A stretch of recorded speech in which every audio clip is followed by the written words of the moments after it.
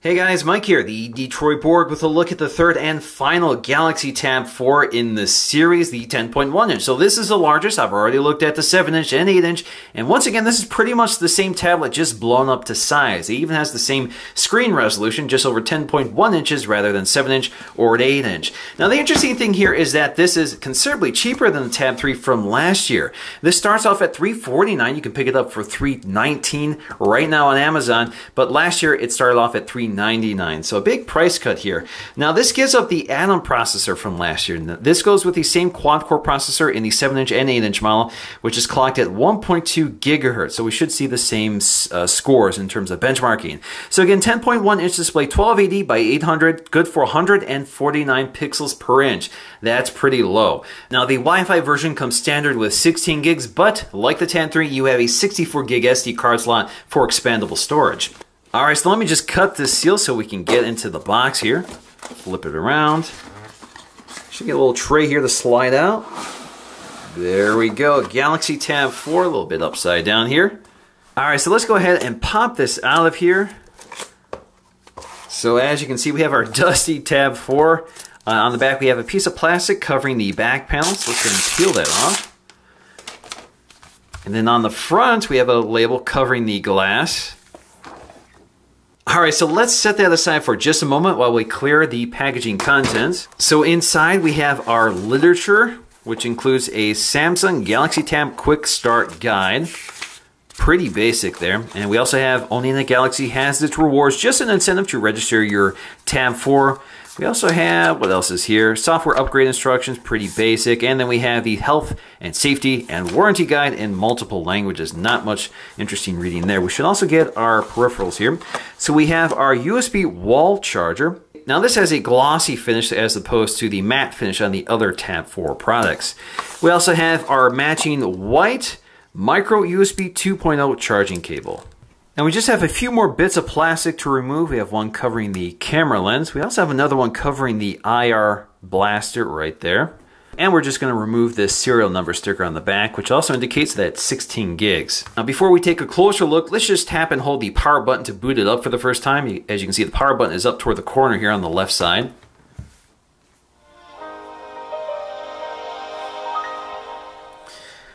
So thankfully, they've retained the stereo speakers on this tablet, so you have nice stereo speakers on the left and right. It makes a huge difference here. Alright, so let's take a look at the design of the Galaxy Tab 4 10.1 inch, which is pretty much the same dimensionally as last year. It's a little squarer this time, doesn't have that round design from last year's Tab 3, but dimensionally they have the same thickness, width, and height. It is slightly lighter now, it's closer to 1 pound, 1.07 pounds. So that's great because they retain the same battery size and overall dimensions, but reduce the weight to make it even more comfortable to handle. So down here you see our new Android keys, which are not backlit. So you have a recent apps button, you have your home button and back button. Now if you tap and hold the recent apps button, it takes you to your menu settings. And as you can see here in the home screen, it just takes you to your home screen editor. You also have your home button, so if you double tap the home button, it takes you to S-Voice. But if you tap and hold it, it takes you to Google Now. So you have two voice assistants in here. If you tap and hold the back button, it takes you to your multi-window tray, which I'll explore a bit later. Now up top, you have a 1.3 megapixel front-facing camera, which records video in VGA. Notice there is no ambient light sensor, which was on the Tab 3 last year. Also, there is no LED notification light here. The Tab 3 did have backlit Android keys, and again, that's missing here. So in order to reduce pricing, they did reduce a few features.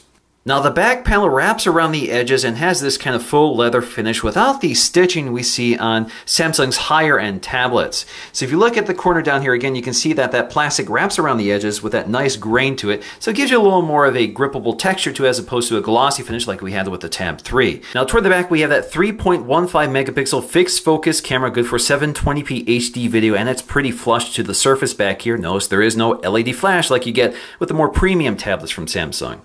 Now toward the top edge, you'll find an IR LED blaster. As you can see here, it's a little off center because the camera module is right next to it toward the center. We also have a micro SD card slot, which supports 64 gig cards. As you can see here, pops out like so. You can pop it in, seal it up, that little flap there. We also have our volume rocker as well as our sleep wake power on and off button. Now on the left side near the power button is our headphone jack along with our left stereo speaker. So thankfully they did retain the stereo speakers from the Tab 3, which isn't the case for the other Tab products. Again, here is the right stereo speaker. Toward the bottom we have our micro USB port. And if you look closely next to that USB port is the single microphone. Now, as you know, Samsung sells some other 10-inch tablets. So we have a 10.1-inch Note 2014 edition, and we have the 10.1-inch Pro tablet. This is the Tab Pro. This has a much higher resolution display, has better cameras with an ambient light sensor, also has backlit Android keys, vibration motors. The display has a pixel density of 299 versus of 149, so huge difference here. Also, the Note has 3 gigs of RAM as opposed to 1.5 gigs on the Tab 4 or the 2 gigs on the Tab Pro. We're going to take a look at benchmark scores in those tablets when we compare them later in this video. And of course, cameras are a big story here. We have 8 megapixel autofocusing cameras with an LED flash. And of course, the Note series has a stylus with all the software features that come with it. Now, dimensionally, they're very similar, but the Tab 4 is a little taller, at least in landscape orientation, than the other tablets. Alright, so let's go and take a look at the user interface. Again, this is Android 4.4.2 with the latest version of TouchWiz, which takes after the Tab Pro and the Note series. So you can see here that we can pinch in and out to see all of our home screens. We can also add new home screens. We can rearrange them or we can pitch them just by taking them up to remove. You also have your drop-down notification shade right here with your new toggles. So you can see the redesigned toggles, which are much simpler looking, much cleaner looking and brighter. You can see we have Wi-Fi location sound. There is no vibration motor in here. You also have your sliders here for brightness as well as volume. Now, as you can see here, there is no auto mode. Again, there is no adaptive ambient light sensor. You also have your settings here, so you can individually adjust your volume from this control as well. And we have multi-window mode, which a lot of people don't want to accidentally activate each time. So if you toggle this off, that means you can no longer swipe in from the right to activate it. So if I activate it again, there you go. There you go. Pops up. A lot of people don't like that because it constantly gets in the way when you mean to swipe to the right. Instead, it brings up the multi-window mode. You also have screen mirroring, which again allows you to mirror this device's screen wirelessly to an all-share cast-equipped device like a Samsung Smart TV. We also have Smart Stay, which watches for the presence of your eyes and prevents the screen from going to sleep. If it doesn't see it, you'll get a little warning up here in the drop-down notification shade that the camera can't see your eyes and it will go to sleep. You also have power saving mode and blocking mode. Now, if you go up here, you can see all of your toggles, which includes airplane mode. You can also go up here to edit your toggles. So if you want to add additional ones or remove them or rearrange them, you can. So as you can see here, you can just drop them and it bumps them out of the way. You can also toggle off brightness and volume controls. If you don't want those to appear in your drop-down shade, you can do that as well. I'm not sure why you would, but you can. And then you also have your settings, quick access to your settings panel right here. So we have device, controls, general, and connections, and we'll talk a bit about that a little later. Now you also have your notifications, so you can just tap on them. It takes you right to whatever app pushed that notification. You can also clear them out of the way just by tapping this X button right there. Now if you want to get to these control panels up here, all you have to do is tap and hold on them. So for example, we have blocking mode, which is a do not disturb function. This allows you to adjust them so you can turn off your notifications or turn off your alarms or select which one you want. You can select always or specific times of day. So for example, if you want to set a specific time of day to turn off your notifications, you can. So for example, if I want to turn them off at midnight, I can do that like so.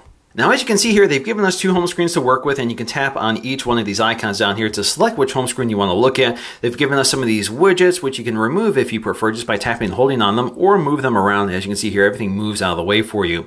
They've given us lots of Google apps, all organized into a Google folder, and of course, we have the standard array of Samsung apps, which includes the calendar. We also have the standard WebKit browser, the memo app, which is quite nice. You can record voice memos, you can take photographs, and of course you can write text in here. You also have your contacts app, you have the gallery app, and then you have your Dropbox app, as well as the integrated music and video player settings, the Handcom Office Viewer for viewing Word, Excel, or PowerPoint documents. This is an app that's included but doesn't come pre-downloaded. So you get the icon, but when you click on it, you actually have to download the app. You also have the email app as well. Now in the lower right corner, we have our app drawer. So as you can see here, we have a tab for our apps, our widgets, our downloaded apps.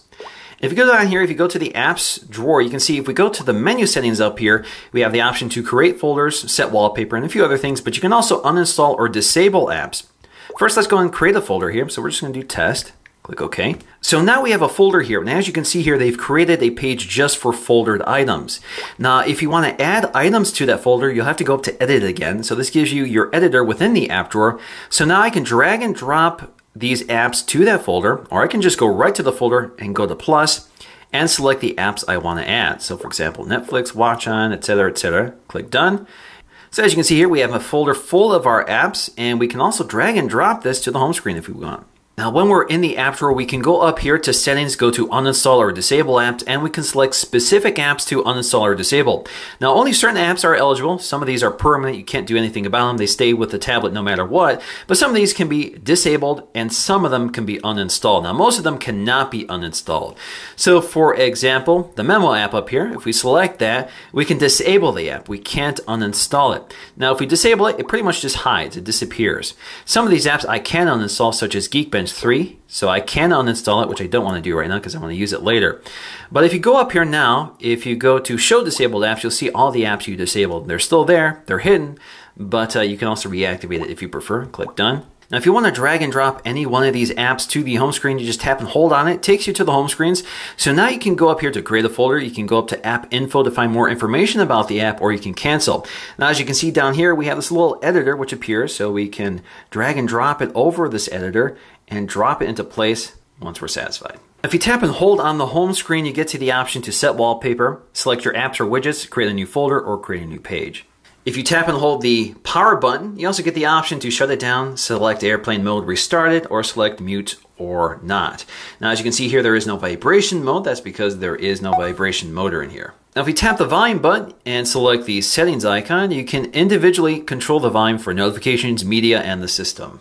Now, we also have our multi-window mode here. Now, this allows us to open up two windows at once, so we can interact with two apps at once. So, for example, we can drag and drop YouTube here, and then we can drag and drop the browser. So as you can see here, we have two windows side by side, which we can resize like so. So here I have one of my YouTube videos. I can click play, I can resize it, and I can continue browsing the web in the right-hand side. Now, when you're interacting with these windows, as you can see, they outline in blue. So when you tap the circle icon down here, you can see we can now switch from left-hand to right-hand side. We can also select text from one side of the window and post it into the